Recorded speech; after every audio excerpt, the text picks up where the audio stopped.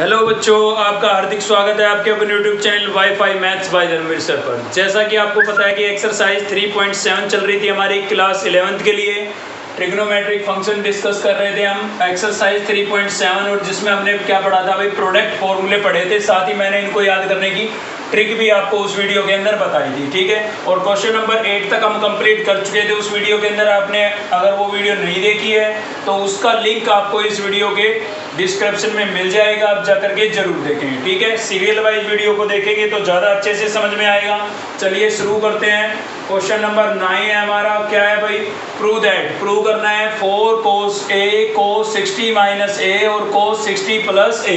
देखिए हमें इनटू में नजर आ रहे हैं, और इनटू में नजर आ रहे हैं तो आपको समझ जाना है कि भाई इनटू के अंदर है तो क्या यूज होंगे, प्रोडक्ट फॉर्मूले यूज होंगे, ठीक है। तो कौन सी साइड लेके हमें चलना पड़ेगा? LHS साइड लेके चलना पड़ेगा, क्योंकि LHS साइड में ही हमारे पास ट्रिग्नोमेट्रिक फंक्शन इनटू में है, ठीक है। तो टेकिंग LHS कर लिया हमने, और यहाँ पर हमारे पास क्या है भाई, 4 cos A cos 60 minus A और cos 60 प्लस A, ठीक है। ये है तो आप देख सकते हैं फॉर्मूले आपको दिखाई दे रहे हैं बोर्ड पर। वो सभी क्या है, उनके अंदर केवल 2 ही ट्रिग्नोमेट्रिक फंक्शन है, ठीक है ना। और जबकि हमारे पास क्वेश्चन में कितने हैं? ट्रिपल है भाई। देखिए cos A cos 60 minus A और cos 60 प्लस A, तो ट्रिपल ट्रिग्नोमेट्रिक फंक्शन है। तो भाई फॉर्मूले तो केवल 2 ही ट्रिग्नोमेट्रिक फंक्शनों में अप्लाई किया जा सकता है, ठीक है ना। तो इसलिए हम क्या करेंगे, लास्ट 2 ट्रिग्नोमेट्रिक फंक्शन में हम फॉर्मूले अप्लाई कर लेंगे, फर्स्ट को एज इट इज रख लेंगे, ठीक है। क्योंकि हमें इनको देख के पता लग रहा है कि अगर हम ऐड करेंगे तो A कैंसिल होगा और सब्ट्रैक्ट करेंगे तो 60 कैंसिल होगा। तो इनमें लगाना ज़्यादा उचित रहेगा। वैसे कोई दिक्कत नहीं है, फर्स्ट 2 में भी लगा सकते हैं, ठीक है ना। तो सोल्व तो उससे भी हो जाएगा। साथ ही मैं आपको बताना चाहूँगा कि यहाँ पर हमारे पास 4 है, लेकिन फॉर्मूला लगाने के लिए आपको केवल क्या चाहिए? 2। इसलिए हम 4 को क्या लिख लेंगे भाई, 2 इंटू 2 लिख लेंगे। तो एक 2 तो मुझे ज़रूरत नहीं है, एक 2 की, तो वो तो मैंने इस कोस के साथ बाहर लिख दिया है। और दूसरा जो 2 है आपका, वो मैं इन कोस की टर्म के साथ लिख देता हूँ ताकि मेरा फॉर्मूला बन जाए, ठीक है। तो 2 cos 60 माइनस A और cos 60 प्लस A, ठीक है। 4 को हम 2 इंटू 2 लिख सकते हैं ना। तो एक 2 मैंने यहाँ पर बाहर लिख दिया है, ठीक है, और दूसरा 2 इन दोनों टर्म के साथ लिख दिया है ताकि फॉर्मूला बन जाए। अब आप मैच करा के देखिए फॉर्मूले से कौन सा नंबर का फॉर्मूला आपका यहाँ पर बन चुका है। तो आप ध्यान से देखेंगे तो आपको नजर आया होगा कि फॉर्मूला नंबर 3 बन गया है भाई, ठीक है। 2 cos A cos B, 2 cos A cos B। तो क्या होता है? ये होता है आपका cos A प्लस B, ठीक है। तो आपका ये A होगा पूरा और ये क्या होगा? B। तो cos A plus B, A आपका हो गया 16 minus A plus B, B आपका हो जाएगा 60 प्लस A, ठीक है। तो cos A plus B plus cos A minus B, तो A आपके पास क्या है भाई? 60 माइनस A, और इसमें से माइनस करेंगे इस B को, तो बाहर माइनस का साइन है, अंदर के साइन चेंज हो जाएंगे। 60 माइनस का हो जाएगा, A भी किसका हो जाएगा? माइनस का, ठीक है। अभी आपको यहाँ पर कुछ कैंसिल होते नजर आ रहे होंगे। देखिए A से A कैंसिल हो गया, 60 से 60 कैंसिल हो गया भाई। तो क्या बचता है हमारे पास?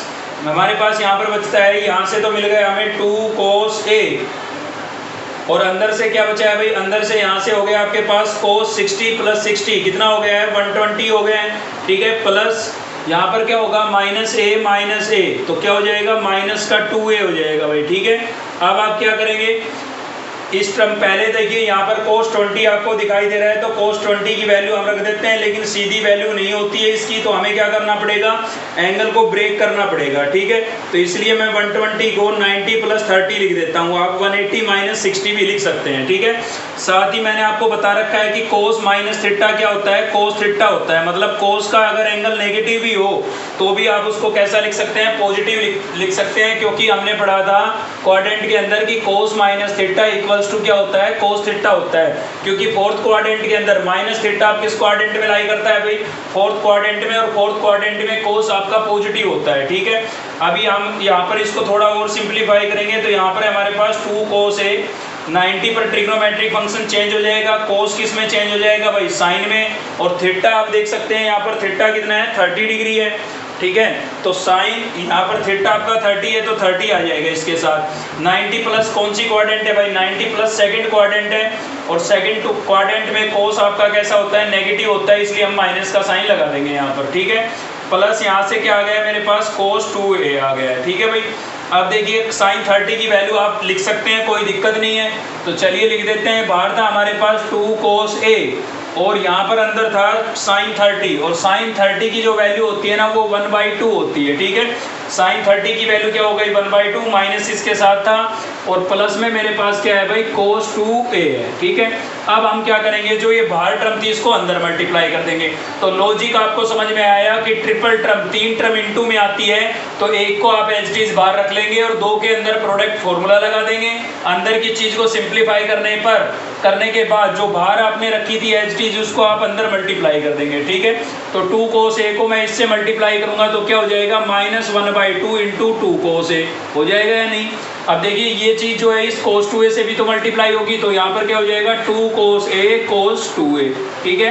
2 cos a तो ये था और cos 2a यहाँ पर था, तो तीनों टर्म इनटू में आ गई। तो यहाँ से क्या हुआ 2 से 2 कैंसिल हो गया, 2 से 2 कैंसिल हो गया तो क्या बचा भाई, एक तो माइनस बचा है और एक बचा है cos, तो माइनस का cos a बचा है, ठीक है। अब यहाँ पर देखिए फिर से प्रोडक्ट फॉर्मूला बन चुका है, आपका बन चुका है ना। कौन सा वाला बना, वही थर्ड बना है, तो चलिए फिर से अप्लाई कर देते हैं। तो क्या होगा भाई cos a प्लस b, तो a आपका a ही है लेकिन b आपका क्या है 2a है, b क्या है भाई 2a, ठीक है ना। cos a plus b plus cos a minus b, तो a आपका a है लेकिन b क्या है 2a है, ठीक है। ये हो गया है, तो दोबारा से हमने थर्ड नंबर फॉर्मूला अप्लाई कर दिया है। यहाँ पर यहाँ से क्या हो जाएगा हमारे पास cos minus cos a plus a plus 2a कितना हो जाएगा भाई 3a हो जाएगा, ठीक है, plus a minus 2a, a minus 2a क्या हो जाएगा आपका माइनस का a हो जाएगा। अभी मैंने आपको बताया था कि cos minus theta, cos minus theta क्या होता है, cos थीटा होता है, मतलब cos में एंगल अगर नेगेटिव भी आए तो भी आप उसको कैसा लिखेंगे पॉजिटिव, क्योंकि फोर्थ क्वाड्रेंट में cos पॉजिटिव होता है, ठीक है। तो cos माइनस a को मैं क्या लिख सकता हूँ cos a लिख सकता हूँ, ठीक है। अब क्या हुआ भाई, ये देखिए प्लस का था और ये माइनस का कैंसिल हो गया, तो क्या बचा आपके पास cos 3a बचा, और यही आपका क्या है भाई RHS है, ठीक है। तो इस क्वेश्चन से आपने एक चीज समझ ली है कि ट्रिपल ट्रिग्नोमेट्रिक फंक्शन जब भी इनटू में आएंगे तो कोई दो के अंदर, आपकी मर्जी है, कोई जरूरी नहीं है लास्ट के दो में लगाएं, कोई दो के अंदर आप प्रोडक्ट फॉर्मूला लगाएंगे और अंदर की चीज को कंप्लीटली सिंप्लीफाई करके थर्ड टर्म जो बाहर रखी थी उसको आप अंदर मल्टीप्लाई कर देंगे। फिर से प्रोडक्ट फॉर्मूला अगर बनता है तो फिर से आप उसको अप्लाई कर देंगे, ठीक है। तो इसी प्रकार का सेम आपका क्वेश्चन नंबर 10 है, उसके अंदर केवल इतना फर्क है कि यहाँ पर जो ये एंगल है ना ये आपको किस में दिया हुआ है, डिग्री में दिया हुआ है 60 डिग्री, वहां पर आपको एंगल रेडियन में नजर आएगा, π/3 है शायद, ठीक है ना, मतलब रेडियन में है। तो उसके अंदर कंसेप्ट सेम यही लगना है, उसमें भी आपको 4 नजर आएगा और ट्रिपल ट्रिग्नोमेट्रिक फंक्शन होंगे, ठीक है। तो वो आपको खुद से ट्राई कर लेना है क्वेश्चन नंबर 10। चलिए चलते हैं नेक्स्ट क्वेश्चन पर। तो नेक्स्ट है भाई आपका क्वेश्चन नंबर 11, और क्वेश्चन नंबर 11 में आपको नजर आ रहा होगा sine square a plus sine square a minus b minus 2 sine a cos b sine a minus b equals to आपको क्या प्रूव करना है भाई, साइन स्क्वायर b प्रूव करना है, ठीक है। तो ध्यान से अगर आप क्वेश्चन को देखें तो यहाँ पर आपको इनटू में टर्म नजर आ रही होगी, इसका मतलब यहाँ पर हमारे प्रोडक्ट फॉर्मूले लग सकते हैं, ठीक है ना। तो RHS का तो कोई मतलब ही नहीं बनता, तो हमें कौन सी साइड लेके चलनी है, LHS साइड लेके चलनी है भाई, ठीक है। तो यहाँ पर कर लेते हैं हम टेकिंग LHS साइड अपनी लेके चल रहे हैं हम। तो LHS साइड में हमारे पास क्या है भाई, हमारे पास यहाँ पर है sign square a plus sine square a minus b, ठीक है, और प्लस माइनस में हमारे पास है 2 साइन a कोस b, ठीक है भाई, और साथ ही आपके पास है साइन a माइनस b, ठीक है। लेकिन यहाँ पर ट्रिपल टर्म इनटू में आपको नजर आ रही है, तो प्रोडक्ट फॉर्मूला तो केवल 2 टर्म में लगता है। तो देखिए यहाँ पर आपको एक एंगल नजर आ रहा है a माइनस b, अगर यहाँ पर किसी में a प्लस b भी होता तो हम इसके साथ उसी को लेते, ठीक है ना। तो इसके साथ इसको लगाने से कोई ज़्यादा फायदा नहीं होना है, ऐड करेंगे तब तो चलो b कट जाएगा, लेकिन सब्ट्रैक्ट करेंगे तब कुछ नहीं कटना है, ठीक है ना। तो यहाँ पर अकेला a है अकेला b है, तो इन दोनों में फॉर्मूला लगाना उचित होगा, क्योंकि इन दोनों में लगाते हैं तो ये टर्म आपकी यहाँ से बढ़ेगी। क्लियर है, मुझे पता लग गया, मैच करा के देख लीजिए आप फॉर्मूले नंबर फर्स्ट से, sine a cos b same है, तो वहां पर आपको नजर आ रही होगी ये टर्म, ठीक है। तो थोड़ा सा आप सोचेंगे और फॉर्मूले आपको याद होने चाहिए, अगर याद है तो कोई दिक्कत ही नहीं है, ठीक है। तो देखिए यहाँ पर क्या होगा भाई, sign square a plus sine square a minus b minus, इसके अंदर मैं फॉर्मूला अप्लाई कर रहा हूँ, कौन सा, फर्स्ट नंबर, ठीक है। तो उसके अंदर आपको दिखाई दे रहा होगा साइन ए प्लस बी, तो आपका ए जो है वो ए ही है और बी जो है वो बी ही है, तो सेम ही आ जाएगा साइन ए प्लस बी प्लस साइन ए माइनस बी, ठीक है। ये मैंने फॉर्मूला अप्लाई कर दिया है और बाहर में मेरे पास क्या टर्म थी भाई, साइन ए माइनस बी, ये टर्म मेरे पास बाहर थी, ठीक है। अभी फॉर्मूला अप्लाई हो गया आपका, तो बाहर की जो टर्म है उसको हम अंदर मल्टीप्लाई कर देंगे। तो यहाँ से क्या हो जाएगा, साइन स्क्वायर ए प्लस साइन स्क्वायर ए माइनस बी, बाहर माइनस का साइन है, अंदर के साइन चेंज होंगे और साथ ही इस टर्म को भी हम अंदर मल्टीप्लाई कर रहे हैं, ठीक है भाई। तो देखिए यहाँ से आ जाएगा आपका साइन ए प्लस बी, लेकिन जब वो पीछे वाली टर्म इसके साथ भी तो मल्टीप्लाई होगी, तो इसके साथ आएगी तो क्या हो जाएगा, यहाँ पर हो जाएगा साइन ए माइनस बी, ठीक है ना, इसके साथ आ गई। अब यहाँ माइनस का साइन था तो ये प्लस का साइन किस में बदल जाएगा, माइनस में, और ये वाली टर्म अंदर मल्टीप्लाई होगी, इसके साथ भी होगी। तो देखिए दोनों का एंगल सेम है, तो दोनों का एंगल सेम है तो चीज सेम है, साइन है, ये भी साइन है, तो क्या हो जाएगा, साइन स्क्वायर लिख सकते हैं हम यहाँ पर, ठीक है भाई। क्या लिख सकते हैं, साइन स्क्वायर ए माइनस बी। यहाँ पर साइन स्क्वायर क्यों नहीं लिखा, क्योंकि एंगल डिफरेंट था, ठीक है ना, एंगल डिफरेंट है तो चीज डिफरेंट है, लेकिन एंगल सेम है तो दोनों सेम थे, और सेम थे तो दो बार लिखने की क्या आवश्यकता थी, स्क्वायर कर सकते हैं हम। अब इससे क्या फायदा हुआ, देखिए ये माइनस की टर्म थी और ये प्लस की, दोनों सेम टर्म है, साइन स्क्वायर ए माइनस बी और साइन स्क्वायर ए माइनस बी, ये प्लस की है वो माइनस की है तो कैंसिल हो गई, ठीक है ना। अब यहाँ से हमारे पास बचता है भाई साइन स्क्वायर ए, और क्या बचा है माइनस में साइन ए प्लस बी और साइन ए माइनस बी।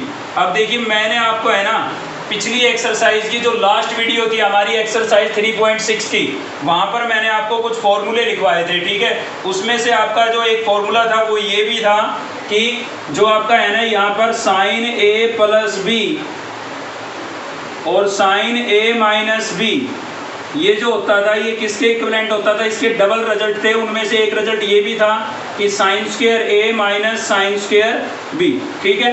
तो ये फॉर्मूला आप पढ़ चुके हैं एक्सरसाइज 3.6 के अंदर, तो ये हमें यहाँ पर अप्लाई करना पड़ेगा। देखिए फॉर्मूले जितने अच्छे से याद होंगे, ठीक है, सॉल्यूशन आप उतनी इजीली निकाल सकते हैं। तो यहाँ पर था मेरे पास साइन स्क्वायर ए माइनस का साइन था, और इसका जो रिजल्ट है आपको दिखाई दे रहा होगा, वहाँ पर मैंने लिख दिया है साइन ए प्लस बी, और साइन ए माइनस बी क्या होता है भाई, साइन स्क्वायर ए माइनस साइन स्क्वायर बी, ठीक है, ये होता है। तो देखिए बाहर माइनस का साइन है, अंदर के साइन इसके चेंज होंगे, तो यहाँ पर क्या हो जाएगा, यहाँ था मेरे पास साइन स्क्वायर ए, तो यहाँ पर मैंने लिख दिया है साइन स्क्वायर ए, ठीक है, और बाहर माइनस का साइन था तो अंदर के साइन चेंज हो जाएंगे, तो साइन स्क्वायर ए तो किसका हो जाएगा, माइनस का, और साइन स्क्वायर बी किसका हो जाएगा भाई, प्लस का हो जाएगा, ठीक है। तो आप यहाँ पर देख सकते हैं साइन स्क्वायर ए से साइन स्क्वायर ए क्या हो गया, कैंसिल, तो क्या बचा आपका साइन स्क्वायर बी बचा, और यही आपका क्या होगा, RHS होगा, ठीक है। तो कोई भेद नहीं है, यहाँ पर इंटू में नजर आई टर्म तो हम समझ गए भाई प्रोडक्ट फॉर्मूला लगेगा, लेकिन 3 टर्म है, 3 के लिए तो होता नहीं, 2 के लिए होता है, तो हमने फर्स्ट 2 के अंदर लगा दिया, ठीक है। इसको हमने एज इट इज रखा क्योंकि हम समझ गए थे भाई इस टाइप की टर्म अंदर से भी मिलेगी, और फिर इसका हो जाएगा स्क्वायर, स्क्वायर होगा तो इससे कैंसिल हो जाएगा। थोड़ा सा बोल्ड आपको सोचना पड़ेगा, ठीक है ना। फॉर्मूले याद है तो इजीली सोच लेंगे, कोई दिक्कत नहीं था। इसको अंदर मल्टीप्लाई किया, कैंसिल किया, फिर से एक फॉर्मूला लगा जो हमने एक्सरसाइज 3.6 में पढ़ा था, ठीक है। कैंसिल होने के बाद वही बचा जो हमारा RHS था। तो आपको क्वेश्चन समझ में आ गया होगा 11। चलिए देखते हैं नेक्स्ट क्वेश्चन। तो नेक्स्ट है आपका भाई क्वेश्चन नंबर 12, और क्वेश्चन नंबर 12 का सेकंड पार्ट हम ले रहे हैं। फर्स्ट पार्ट ही सेम ऐसा ही है, कोई दिक्कत नहीं है। और साथ ही आपको मैं बता देता हूँ कि इस टाइप के जो ये क्वेश्चन होते हैं जिनमें आपको डिग्री में एंगल गिवन होता है, ये अक्सर एग्जाम में पूछ भी लिए जाते हैं भाई, ठीक है। तो चलिए देखते हैं इसका सोल्यूशन।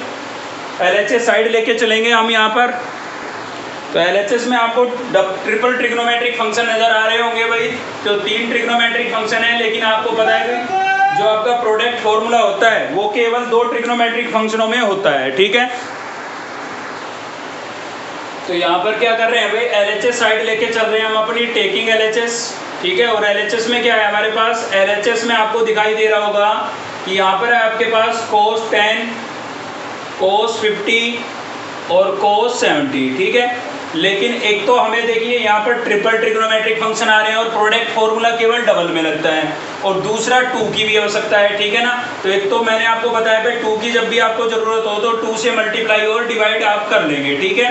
तो आप 2 3 है आपके पास, तीनों में से कोई भी 2 में लगा सकते हैं, कोई भेद नहीं है कि जैसे मैं जिन दो में मैं लगाऊं उन्हीं दो में आप लगाएं, ठीक है। तो ऐसा कोई जरूरी नहीं है, आप फर्स्ट 2 में भी लगा सकते हैं और लास्ट 2 में भी लगा सकते हैं, ठीक है। तो मैं फर्स्ट 2 के अंदर लगा देता हूँ cos 10 और क्या हो जाएगा भाई cos 50, ठीक है। और थर्ड टर्म जो है उसको मैं एज इट इज लिख देता हूँ पीछे, क्योंकि 3 टर्म में एक साथ हमारा प्रोडक्ट फॉर्मूला नहीं लग सकता है, ठीक है। तो यहाँ पर आपका 1/2 एज इट इज है, और यहाँ पर आपको नजर आ रहा होगा फॉर्मूला नंबर 3 लग रहा है भाई। तो क्या होता है cos a प्लस b, तो a आपका 10 है और b आपका क्या है 50, ठीक है। फिर क्या है भाई plus cos a minus b, तो a आपका 10 है और b आपका क्या है 50। तो ये मैंने यहाँ पर फॉर्मूला नंबर 3 लगा दिया है, ठीक है। बाकी एज इट इज लिखा है मैंने। तो पहले मैं अंदर की चीज को सोल्व करूंगा, फिर बाहर की टर्म को अंदर मल्टीप्लाई करूंगा। तो आप देख सकते हैं cos 10 प्लस 50 कितना हो जाता है भाई 60 हो जाता है, ठीक है। प्लस यहाँ पर 10 माइनस 50 कितना बचेगा cos माइनस का 40 बचेगा भाई, कितना बचेगा cos माइनस का 40, ठीक है।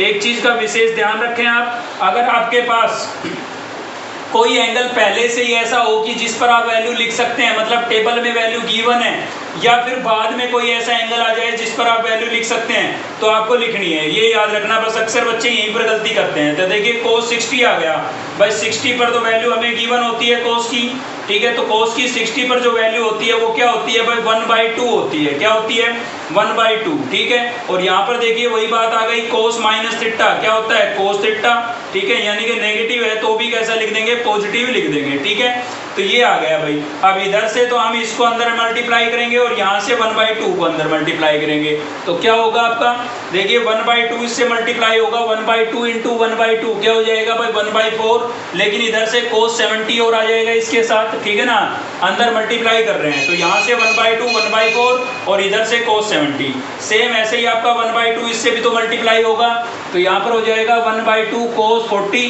ठीक है। और इधर से cos 70 आएगा तो वो भी तो इससे मल्टीप्लाई होगा, तो यहाँ पर क्या हो जाएगा cos 70।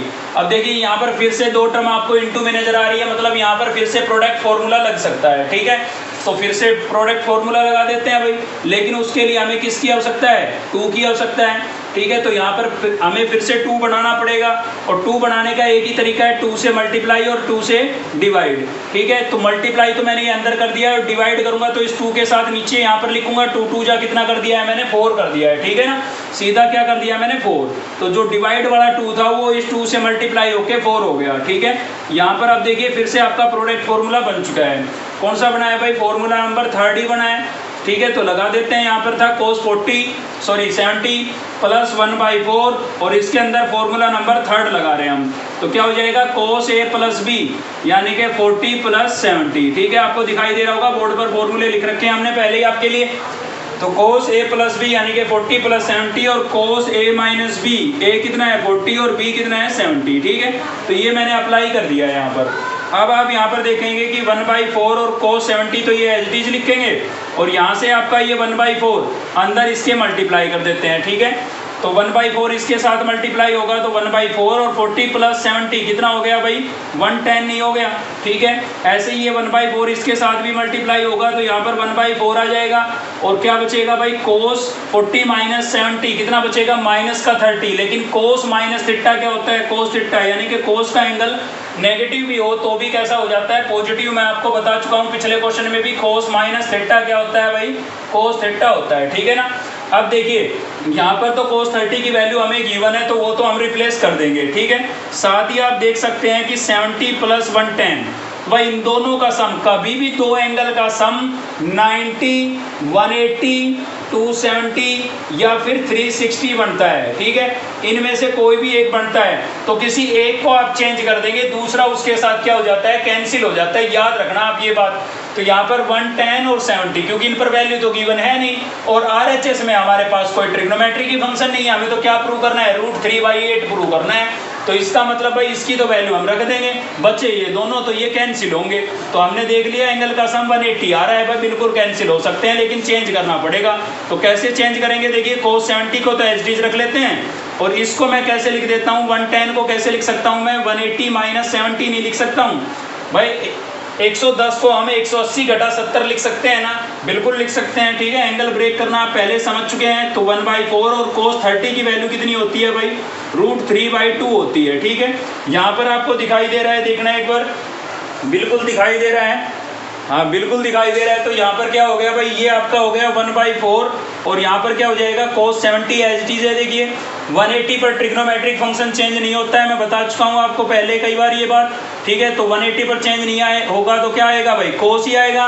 थीटा कितना है 70, तो 70 और कौन सी क्वाड्रेंट है 180 माइनस आपकी सेकंड क्वाड्रेंट है, और सेकंड क्वाड्रेंट में cos कैसा होता है नेगेटिव, तो पॉजिटिव नेगेटिव कैसा आएगा, नेगेटिव साइन आएगा, ठीक है। प्लस यहाँ पर √3 को 1 से मल्टीप्लाई करूंगा √3 और 4 को 2 से मल्टीप्लाई करूंगा 8। क्लियर है भाई। तो आप देख सकते हैं 1/4 cos 70 और 1/4 cos 70, एक प्लस का था एक माइनस का, कैंसिल हो गए।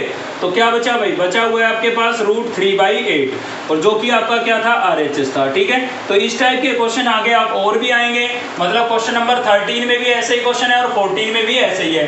फिर भी हम एक क्वेश्चन जरूर लेंगे 13 या 14 में से, ताकि आपको और अच्छे से कंसेप्ट क्लियर हो, क्योंकि इस टाइप के क्वेश्चन लगभग एग्जाम में पूछ लिए जाते हैं, ठीक है, और अच्छी क्वालिटी के क्वेश्चन है। तो ट्रिपल ट्रिग्नोमेट्रिक फंक्शन हो तो आपको क्या करना है, कोई दो में प्रोडक्ट फॉर्मूले लगाने हैं और थर्ड को एज इट इज रखना है। फॉर्मूला लगाने के बाद सिंप्लीफाई करने के बाद आपको फिर से क्या कर लेना है, बाहर जो एज इट इज रखा था उसको अंदर मल्टीप्लाई करके फिर से प्रोडक्ट फॉर्मूला अप्लाई कर देना है, अगर कहीं पर दो टर्म इनटू में आ रही है तो, ठीक है। चलिए एक क्वेश्चन और देखते हैं इस टाइप का 13 या 14 में से। तो देखिए नेक्स्ट है आपका भाई क्वेश्चन नंबर 13 लिया है हमने, और 13 का ये फोर्थ पार्ट है, ठीक है, फोर्थ पार्ट है 13 का। साथ ही मैं आपको बता देता हूँ कि क्वेश्चन नंबर 14 भी सेम इसी प्रकार का है, उसमें भी 4 ट्रिग्नोमेट्रिक फंक्शन मिलेंगे आपको, ठीक है। तो जब भी 4 ट्रिग्नोमेट्रिक फंक्शन मिलते हैं ना, तो एक फंक्शन का एंगल ऐसा होगा जिस पर आपको वैल्यू गिवन होगी, ठीक है। तो सबसे पहले तो उसी को देख लेना है। अगर 3 है तो कोई जरूरी नहीं है ऐसा कोई एंगल गिवन हो जिस पर वैल्यू गिवन हो, ठीक है। लेकिन 4 ट्रिग्नोमेट्रिक फंक्शन जब भी मिलते हैं तो एक एंगल ऐसा होगा जिस पर आपको टेबल में वैल्यू गिवन होगी, ठीक है। तो पहला काम तो आपका यही हो जाता है कि उसकी वैल्यू रिप्लेस कर देनी है, और ये करने के बाद क्वेश्चन नंबर 12 ही बन जाएगा आपका ये, ठीक है भाई। तो चलिए देखते हैं इसका सॉल्यूशन। और क्या करेंगे, यहाँ से हम LHS साइड लेके चलेंगे, टेकिंग LHS। तो LHS में आपके पास क्या है भाई, LHS में हमारे पास है यहाँ पर sin 10, sin 30, sin 50 और साथ ही क्या है sin 70, ठीक है। ये LHS साइड लेके चल रहे हैं। अब ध्यान से आप देखिए, इसमें एक की वैल्यू आपको गिवन है, sin 30 की वैल्यू आपको गिवन है। sin 30 की वैल्यू जो होती है वो कितनी होती है आपकी, sin 30 की वैल्यू होती है भाई 1/2, ठीक है। तो जो वैल्यू गिवन है तो आप रिप्लेस कर देंगे उसकी वैल्यू। तो उसके अलावा हमारे पास बचा है sin 50 और sin 70, ठीक है। तो इस नंबर को हम आगे लिख देते हैं, 1/2 को मैंने पहले लिख दिया है। तो यहाँ पर बचेगा हमारा sin 10, sin 50 और sin 70, ठीक है। ट्रिपल ट्रिग्नोमेट्रिक फंक्शन आपको नजर आ रहे हैं, ठीक है। तो इसमें क्या करना है आपको, ट्रिपल के अंदर केवल 2 में ही हम प्रोडक्ट फॉर्मूला अप्लाई करेंगे। तो क्या है भाई, इसमें हमें 2 की आवश्यकता है प्रोडक्ट फॉर्मूला लगाने के लिए, ठीक है ना। और ट्रिपल टर्म है तो कोई भी 2 टर्म में, कोई जरूरी नहीं है जिसमें मैं लगाऊं उसी में आप लगाएं, कोई भी 2 टर्म में आप प्रोडक्ट फॉर्मूला लगा दे अपना, ठीक है। तो मैं फर्स्ट 2 के अंदर लगा रहा हूँ और मुझे 2 की जरूरत है, तो मैं 2 से मल्टीप्लाई और डिवाइड कर लेता हूँ। तो 2 से यहाँ पर डिवाइड करूंगा, वो 2 और ये 2 मिलकर के 4 बन जाएगा, और मल्टीप्लाई वाला 2 मैंने अंदर लिख दिया क्योंकि उसकी मुझे जरूरत है, ठीक है। बाकी आपका ये 10 sin 10 और sin 50 आपका मैंने अंदर रख लिया है, क्योंकि इसके अंदर मैं प्रोडक्ट फॉर्मूला अप्लाई करूंगा, और sin 70 को मैंने बाहर रख दिया है, ठीक है। तो यहाँ पर क्या हो जाएगा भाई, 1/2 आपका एज इट इज है। और यहाँ पर आप देख सकते हैं कि आपका जो फॉर्मूला नंबर 4 है वो बन गया है यहाँ पर। तो भाई चलिए अप्लाई कर देते हैं, cos A माइनस B। तो A आपका 10 है और B आपका क्या है भाई 50 है, minus cos A plus B। तो A आपका कितना है 10 और B आपका कितना है भाई 50, ठीक है। तो ये 4th नंबर फॉर्मूला मैंने यहाँ पर अप्लाई कर दिया है, और sin 70 आपका बाहर एज इट इज है, ठीक है। तो चलिए आगे सिंप्लीफाई कर लेते हैं। तो यहाँ पर क्या होगा, देखिए भाई 1/4 आपका एज इट इज लिखा हुआ है, cos 10 माइनस 50। तो 10 माइनस 50 कितना हो जाएगा, cos 40 हो जाएगा, वो भी माइनस का। लेकिन आपको पता है कि cos माइनस थीटा जो होता है वो आपका क्या होता है भाई, cos थीटा होता है, ठीक है ना। इसलिए नेगेटिव साइन मैंने नहीं लगाया, बीच में माइनस का साइन है, माइनस लिख देता हूँ। और फिर है मेरे पास cos 60 हो जाएगा ये भाई, 10 प्लस 50 कितना हो गया 60। और बाहर आपके पास क्या बचा हुआ है, sin 70 बचा हुआ है, ठीक है। तो बीच बीच में आप चेक भी करते रहे कि ऐसा कोई एंगल आया जिस पर हमें वैल्यू गिवन है। भाई बिल्कुल आया है। यहाँ पर देखिए साइन cos 60 आ गया है, ठीक है। तो cos 60 की वैल्यू आपको पता है क्या होती है, cos 60 की वैल्यू आपकी होती है 1/2, ठीक है। तो यहाँ पर मैंने लिख दिया है 1/2 और बाहर मेरे पास क्या है साइन 70 है। अब आपका अगला काम क्या है, वैल्यू रखने के बाद यहाँ से 1/4 को और उधर से साइन 70 को हम अंदर मल्टीप्लाई कर देंगे। तो 1/4 को मैं इसके साथ मल्टीप्लाई करूंगा तो 1/4 और cos 40 तो ये पहले ही था, उधर से साइन 70 और इसके साथ मल्टीप्लाई हो जाएगा, ठीक है। सेम 1/4 इसके साथ मल्टीप्लाई होगा तो क्या हो जाएगा भाई 1/8 हो जाएगा, ठीक है ना। 2 4 जा 8 और साइन 70 उधर से मल्टीप्लाई होगा तो साइन 70 भी इसके साथ आ जाएगा।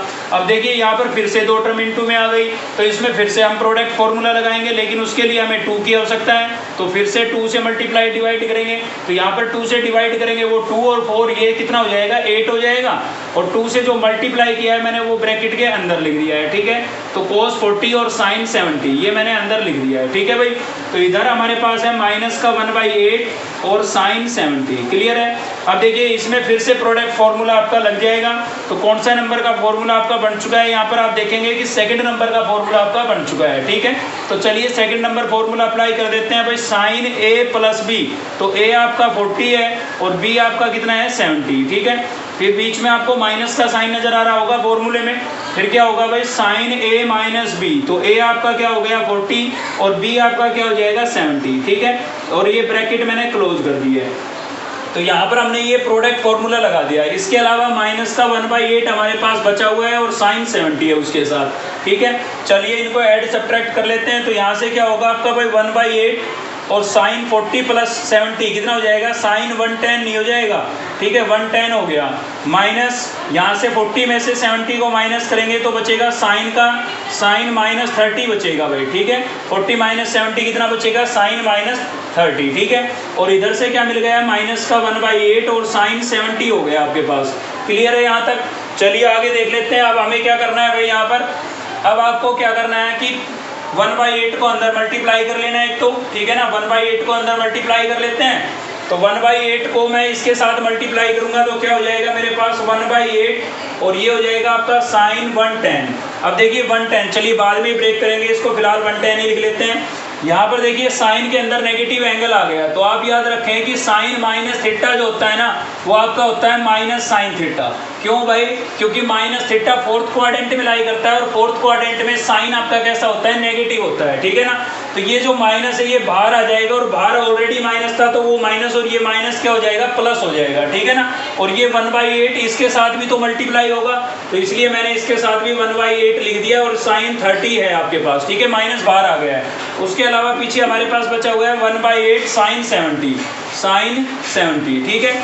अब देखिए इस पर वैल्यू आपको गिवन है और देखिए इन दोनों एंगल का सम कितना बन रहा है 180 बन रहा है ना, अभी पिछले क्वेश्चन में भी मैंने आपको बताया था, ठीक है। और इस टाइप के हर एक क्वेश्चन में लास्ट में आके ऐसा बढ़ेगा।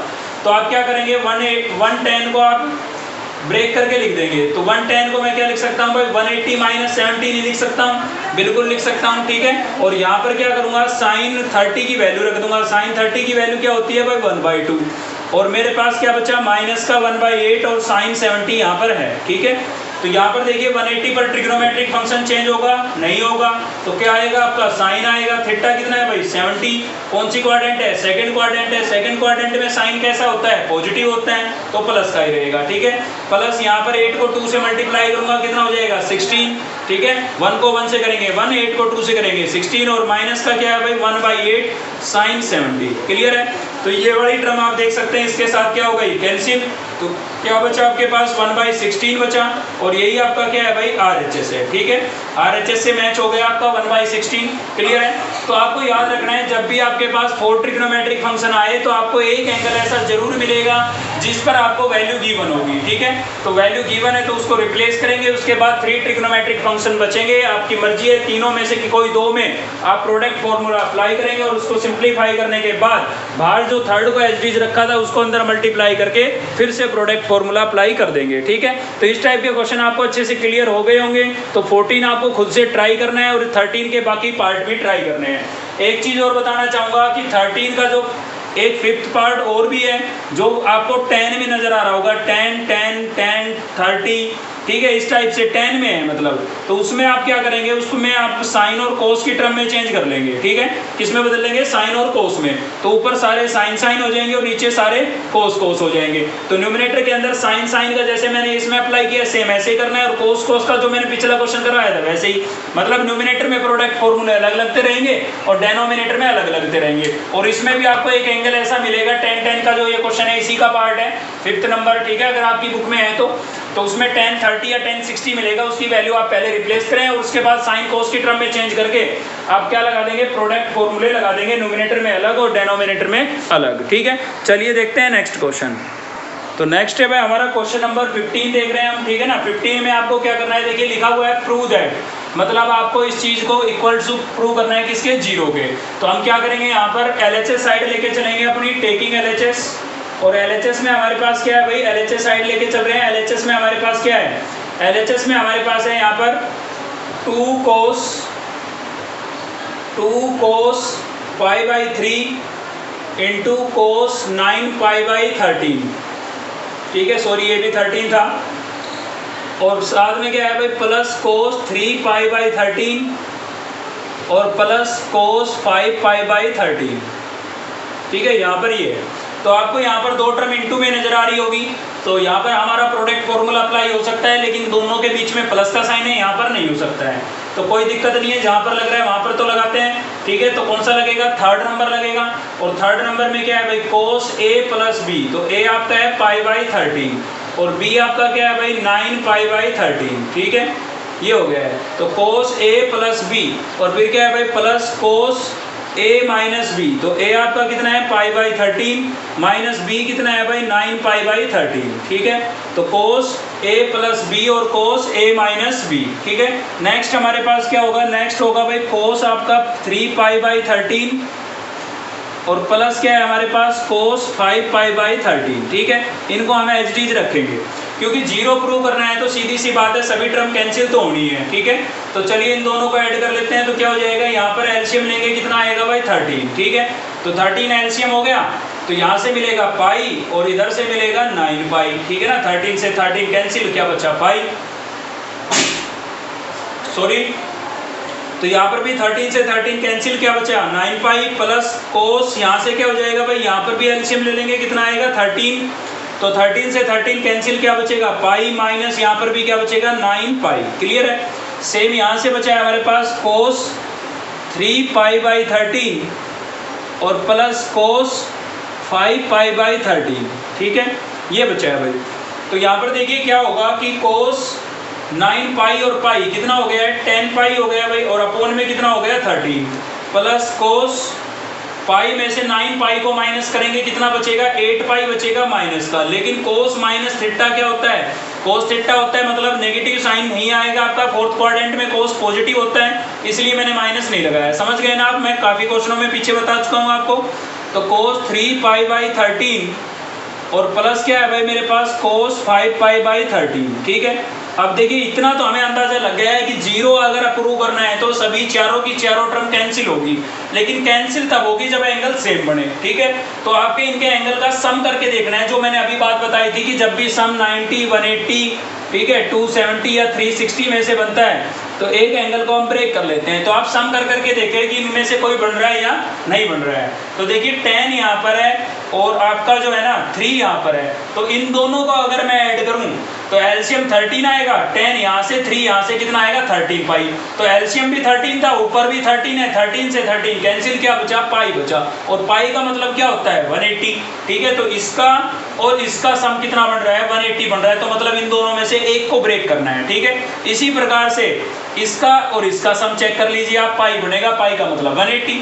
तो देखिए 8π प्लस 5π 13π और 13 ये एलसीएम आएगा, तो 13 से 13 कैंसिल, ऐड करके देख लें आप। ठीक है, तो क्या बचेगा पाई बचेगा, और पाई का मतलब होता है 180।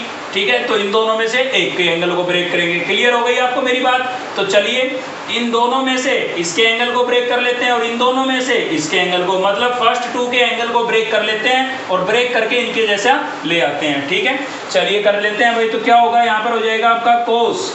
अब देखिए कैसे ब्रेक करेंगे, देखिए यहाँ पर है 10π, तो मुझे पाई में से 180 में से माइनस करना है। 180 में से मैं कितना माइनस करूं कि मेरे पास कितना बचे भाई, इसका सम इसके साथ था ना, सीधी बात बता रहा हूँ, देखिए इसका सम इसके साथ था 180, तो आप 180 में से इसको माइनस कर दें, क्योंकि वापस ये आएगा भाई इन दोनों का सम 180 है।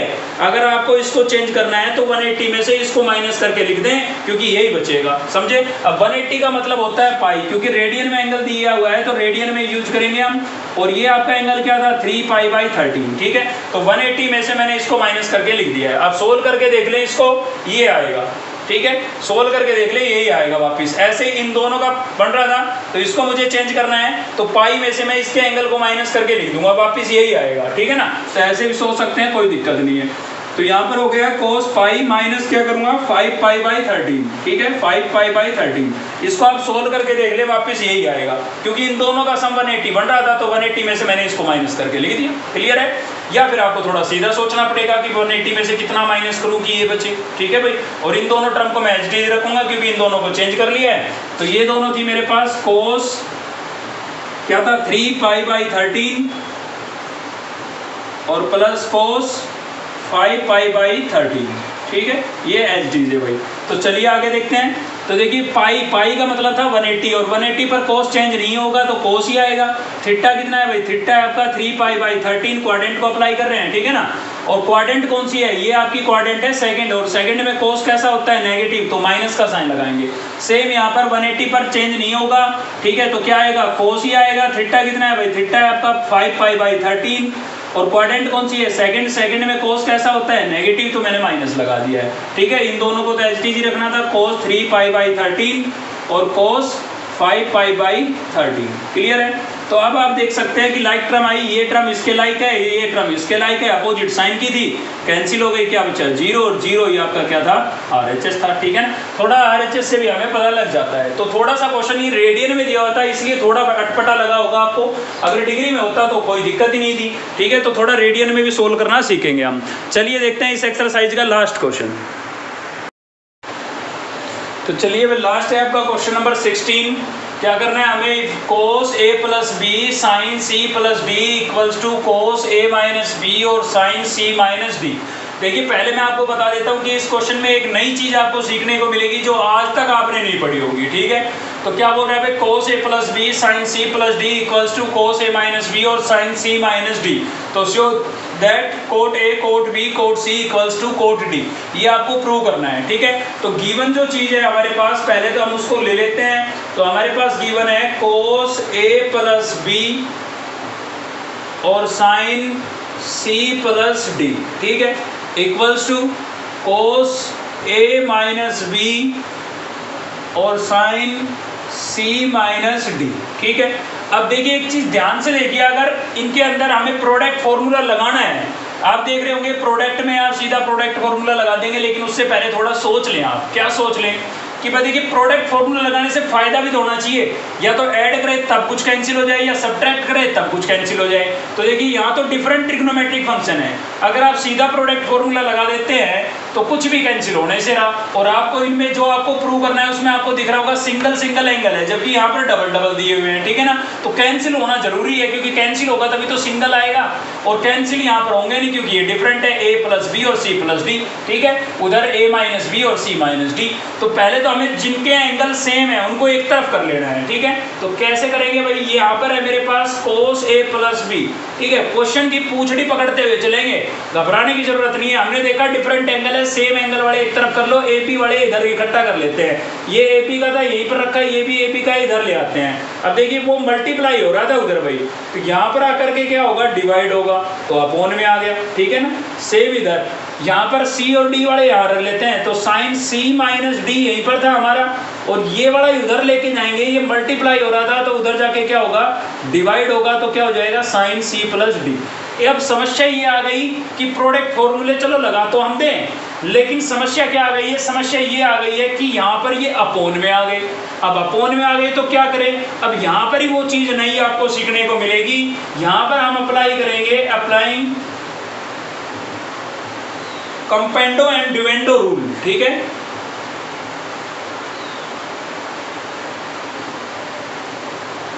कंपेंडो एंड डिवेंडो रूल,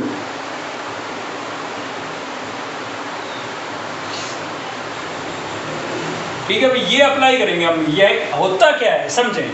देखिए जैसे आपके पास कोई फ्रैक्शन है 5/3, ठीक है, अगर इसमें आप कंपेंडो एंड डिवेंडो रूल यूज करते हैं तो वो क्या बोलता है कि न्यूमिनेटर और डेनोमिनेटर दोनों को ऐड कर दो। कहाँ पर? न्यूमिनेटर में। मतलब न्यूमिनेटर और डेनोमिनेटर दोनों को न्यूमिनेटर में ऐड करके लिख दो और सब्ट्रैक्ट करके कहाँ लिख दो? डेनोमिनेटर में। इसी को कंपेंडो एंड डिवेंडो रूल बोलते हैं, ठीक है। तो इस टाइप की जब सिचुएशन आपके पास बने कि भाई ये वाली टर्म हमें ऊपर भी चाहिए, तो ऊपर भी चाहिए, तो उस केस में आप कंपेंडो एंड डिवेंडो रूल यूज कर सकते हैं, ठीक है। तो ये यहाँ पर जब हम अप्लाई करेंगे तो क्या होगा? cos a प्लस बी, ये आपका न्यूमिनेटर था, और डेनोमिनेटर को दोनों को मैंने ऐड कर दिया है। कहाँ पर? न्यूमिनेटर में, ठीक है। इन दोनों को मैंने ऐड करके कहाँ लिख दिया है? न्यूमिनेटर में, ठीक है। और दोनों को सब्ट्रैक्ट करके कहाँ लिख देता हूँ? डेनोमिनेटर में। लेकिन याद ये रखना भाई, ऐड भी न्यूमिनेटर में होगा और सब्ट्रैक्ट भी डिनोमिनेटर में से होगा। मतलब ये कि ये डेनोमिनेटर न्यूमिनेटर के साथ ऊपर ऐड हो जाएगा और न्यूमिनेटर में से सब्ट्रैक्ट हो जाएगा कहाँ पर? नीचे। मतलब ऐड भी इसको न्यूमिनेटर में करना है और सब्ट्रैक्ट भी न्यूमिनेटर में से करना है। क्लियर है? कहने का मतलब आगे क्या होना चाहिए? न्यूमिनेटर होना चाहिए, ठीक है। सेम यहाँ पर भी अप्लाई करना पड़ेगा। तो ये हो जाएगा साइन सी माइनस डी, और ये न्यूमिनेटर में जाएगा तो क्या हो जाएगा? प्लस का लिखेंगे और क्या हो जाएगा? C plus D. थोड़ा ध्यान से समझिएगा भाई, ठीक है। और यहाँ पर क्या हो गया है? माइनस। तो रूल आपको समझ में आ गया होगा, न्यूमिनेटर और डिनोमिनेटर दोनों को ऐड करके लिख देंगे न्यूमिनेटर में और सब्ट्रैक्ट करके लिख देंगे डेनोमिनेटर में, ठीक है भाई। अब आप कहोगे कि सर कहाँ प्रोडक्ट फॉर्मूला बनाए, कहाँ क्यों बेवकूफ बनाने लग रहे हो? भाई प्रोडक्ट फॉर्मूला आपका बन चुका है, लेकिन अब की बार आरएचएस साइड के फॉर्मेट में बना है, ठीक है। मैंने आपको कहा था कि जो ये फॉर्मूले होते हैं ना ट्रिग्नोमेट्री के, ये दोनों साइडों से यूज होते हैं। तो आप न्यूमिनेटर को ध्यान से देखें, ये आपका रिजल्ट बना है कोई ना कोई, ठीक है। cos a plus B plus cos a minus B. Third number देखें, थर्ड नंबर में जो आपको आरएचएस में दिखाई दे रहा है ना, इस वाले फॉर्मेट में बन गया है ये। तो कोई दिक्कत नहीं है, उस वाले फॉर्मेट में बना है तो हम इधर वाले फॉर्मेट में लिख देंगे इसको। तो क्या लिख देंगे इसको? 2 cos a cos b, ठीक है ना। आपका जो फॉर्मूला बना ये वाला बना, तो इसको हमने ये लिख दिया। ये दोनों साइडों से यूज होते हैं, ठीक है। ऐसे डेनोमिनेटर में जो नजर आ रहा है वो कौन सा बन रहा है भाई? वो आपका बन रहा है cos a plus B minus cos a minus B है यहाँ पर, ठीक है। तो आपको दिख रहा होगा कि बन तो रहा है, लेकिन एक छोटी सी समस्या आ गई। क्या समस्या आ गई भाई? cos का जो ये है ना, ये वाला बन रहा है आपका, लेकिन इसमें जो माइनस की टर्म है ना वो प्लस वाली है, ठीक है। माइनस की टर्म जो है वो क्या है? प्लस वाली है। मतलब ये माइनस की और ये किसकी है? प्लस की। यानी कि इसके अंदर से अगर मैं माइनस कॉमन कर लूं तो भाई माइनस कॉमन करूंगा तो अंदर के साइन क्या हो जाएंगे? चेंज। तो ये तो हो जाएगी प्लस की और ये किसकी हो गई? माइनस की। अब ये फॉर्मूला बिल्कुल आपका बन चुका है। देखिए cos a माइनस बी, इसको हम आगे लिख देंगे और minus cos a plus B को पीछे लिख देंगे। मैच हो गया ना? बिल्कुल मैच हो गया, ठीक है। तो इसमें से हमें पहले क्या करना पड़ेगा? माइनस कॉमन करना पड़ेगा। तो वो माइनस हम यहाँ पर लिख देंगे, कोई दिक्कत नहीं है। अब ध्यान से देखें, ये फोर्थ नंबर बन गया है, थोड़ा आगे पीछे लिखा है। ये टर्म आगे लिख देंगे, ये पीछे लिख देंगे, सेम मैच हो जाएगा भाई, ठीक है। तो क्या बन गया? ये आपका 2 sin a sin b, ठीक है ना। माइनस कहाँ से आया? कॉमन किया था इसमें से, वो वाला माइनस यहाँ पर। क्लियर है ना कंसेप्ट? ठीक है, चलिए आगे बढ़ते हैं। यहाँ पर आपको कौन सा नजर आ रहा है? साइन साइन का है भाई। साइन साइन का है तो कौन सा वाला है? अब देखिए बीच में प्लस है, तो प्लस है तो फर्स्ट वाला ही है, लेकिन गड़बड़ यहाँ पे है थोड़ी। क्या गड़बड़ है? यहाँ पर ये प्लस की टर्म पीछे लिखी है, माइनस की आगे लिखी है। वो तो कोई बात नहीं, बीच में प्लस का साइन है। प्लस का साइन है तो आपको पता है एडिशन के अंदर कॉम्यूटेटिव प्रॉपर्टी एग्जिस्ट करती है। आप प्लस की इस टर्म को आगे और इसको पीछे लिख सकते हैं। मतलब 2 + 3 करें या 3 + 2 करें, कोई फर्क पड़ता है? कोई फर्क नहीं पड़ता, ठीक है ना। तो ये तो एक ही बात है, इसको आप आगे लिख लें, इसको पीछे लिख लें। यहाँ कोई लिखने की जरूरत नहीं है, मैं आपको समझाने के लिए बता रहा हूँ, ठीक है। तो यहाँ पर जो बना है वो आपका फर्स्ट का आरएचएस साइड बन गई है। लेकिन एक बात और ध्यान रखनी है कि वहां पर एंगल है AB और यहाँ पर एंगल क्या है? CD। तो क्या बनाइए आपका? ये बनेगा आपका 2 sin C और cos D बनेगा भाई, ठीक है।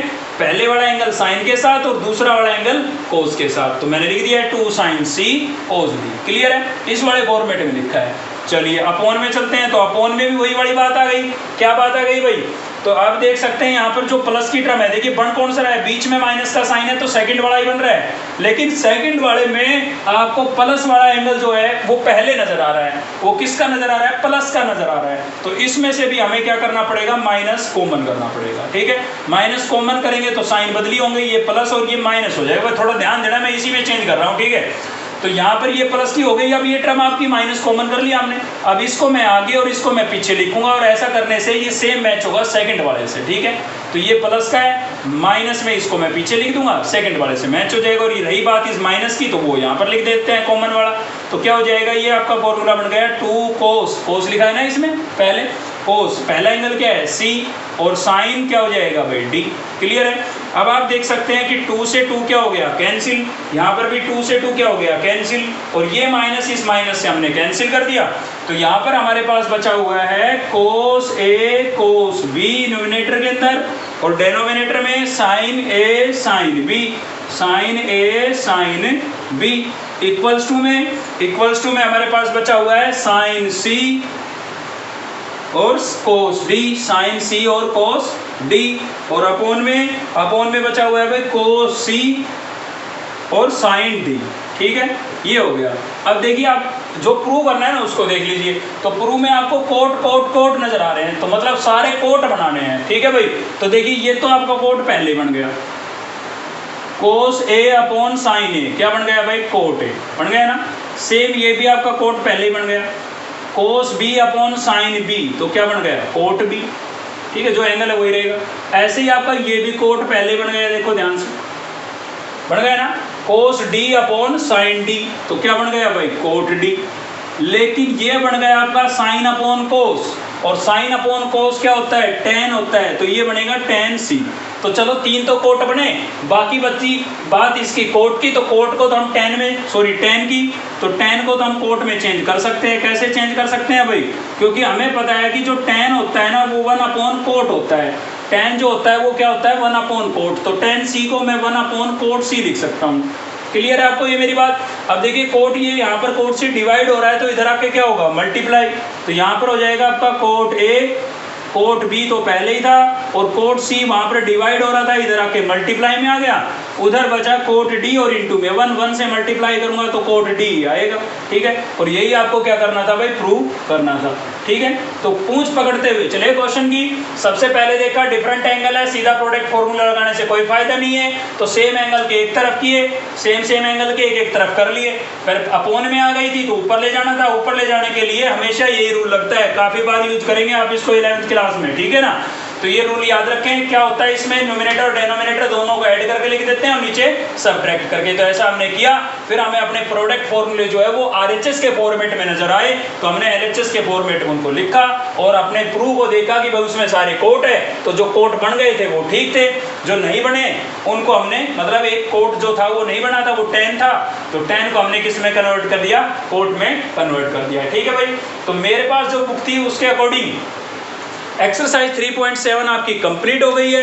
अगर आपको वीडियो अच्छी लगी तो लाइक करें, चैनल को सब्सक्राइब कर लें और बेल आइकन को दबा लें ताकि नेक्स्ट वीडियो का नोटिफिकेशन आपको मिलता रहे। थैंक यू, मिलते हैं नेक्स्ट वीडियो में।